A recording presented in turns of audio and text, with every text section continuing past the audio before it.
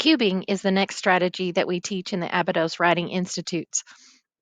And today I want to model the process that I'm going to use to teach this to my students, as well as share some of the strategies that I use to prepare and deliver this in an asynchronous or synchronous environment. If I were Zooming with my kids, I'd want to have some things prepared and ready to go for the way I was going to model. And so in the notes section right here, I went ahead and prepared all of the links that I was going to be using. And you can see that I can move the screen up and down to show my notes, and that I also have all of the tabs ready to go up here at the top. And I'm ready to go now. So I would enter the lesson and begin teaching.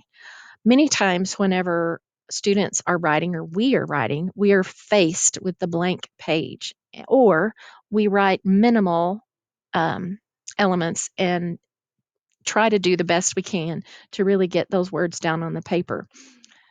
But sometimes we are told by teachers to elaborate, or I know that I've said that. I've told my students, explain in detail. I want you to be specific. I want you to give me examples. And I want you to, and a lot of times I'm seeing, particularly with star writing, that people have said, um, you know, give me an example from the real world, like history or movies, that kind of thing. I've heard teachers say personal experience. I've heard teachers say, give me something from something you've read. What happens with this kind of writing, though, is they end up writing lists, and none of it really is fully explained in detail. It's not elaborated. And many of our kids, they get to this point right here. And they're like, lady, if I knew how to do that, I would have. As a matter of fact, I thought I already did. Students really are doing the best they can with what they've given. What we're missing, though, is instead of looking at like, what's wrong with you, we have to realize that we have to show them how to do that work. Because here's the reality: adolescents see the world from who they are and what they know, and they need a new way of seeing and transforming those ideas in a way that they can use that to see it in a different way. So, for example, in Minecraft, you take those squares and you excavate the area in the same way that we excavate our mind and our experiences, and we figure out what we can transform those experiences and ideas into as they build.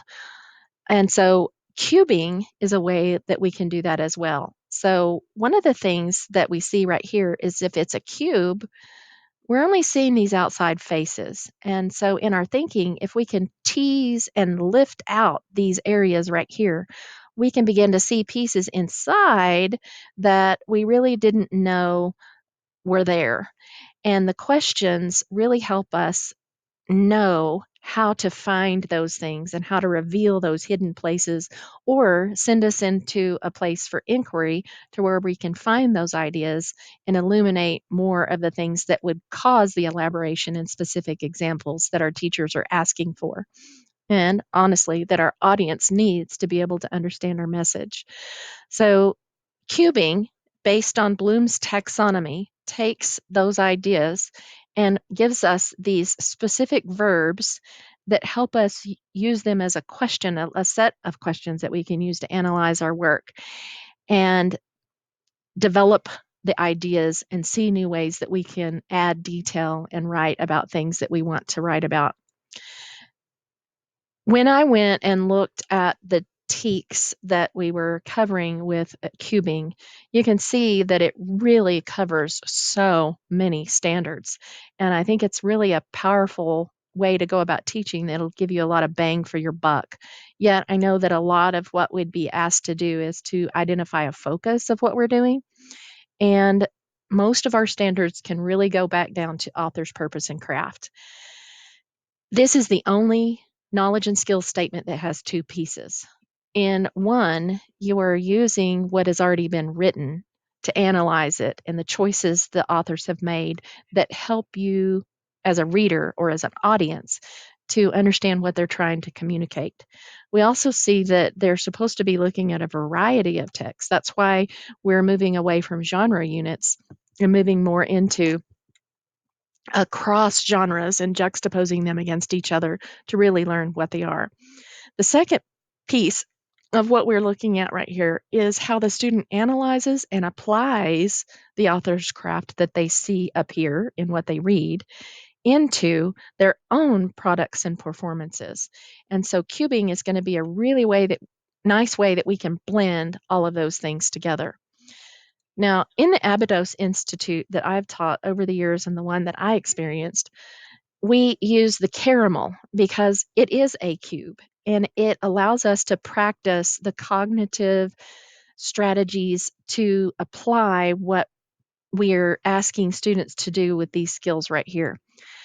But as I started learning more and thinking more deeply about this, what I realized is that we wrote a description that really nobody needs. Nobody really needs a description of a caramel. And what I found is that my students, when I went back into the classroom to apply it, um, they never really, I never saw them using these questions to help them lift out other ideas in the genres that I was asking them to write about.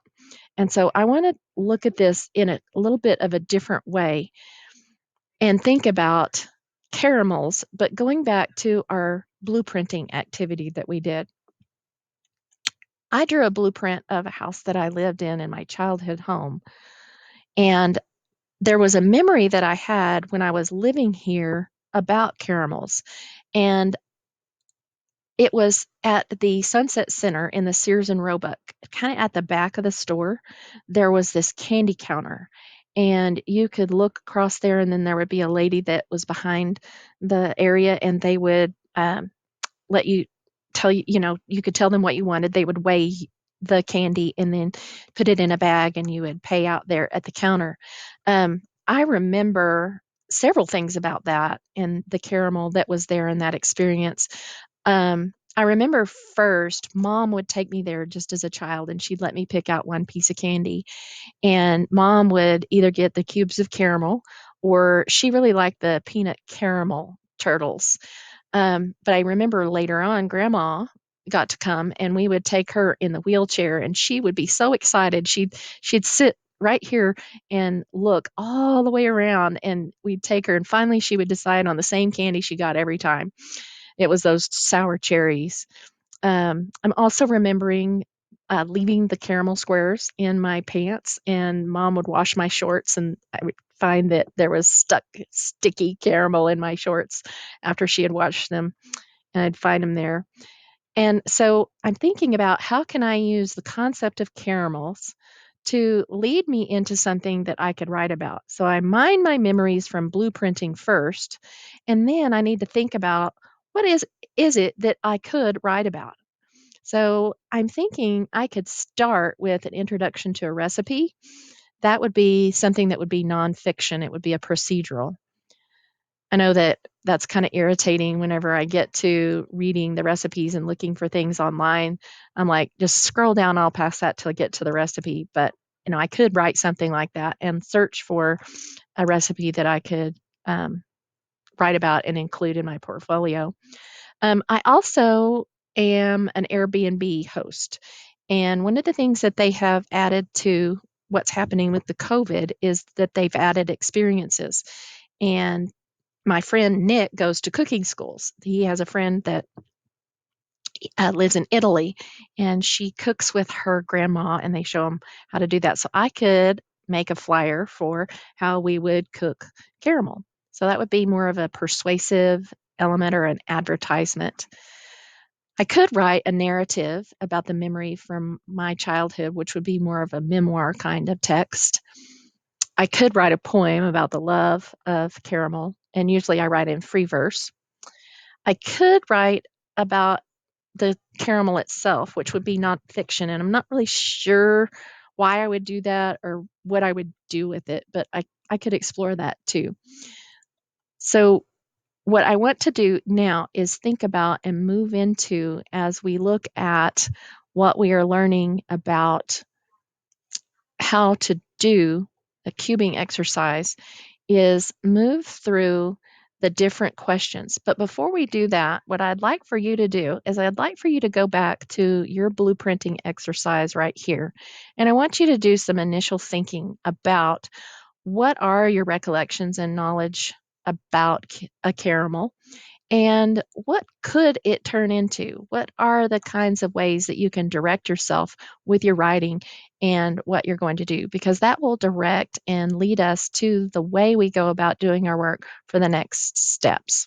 So, return to your blueprint, mine your experiences and memories, and think about what could you do with your exploration.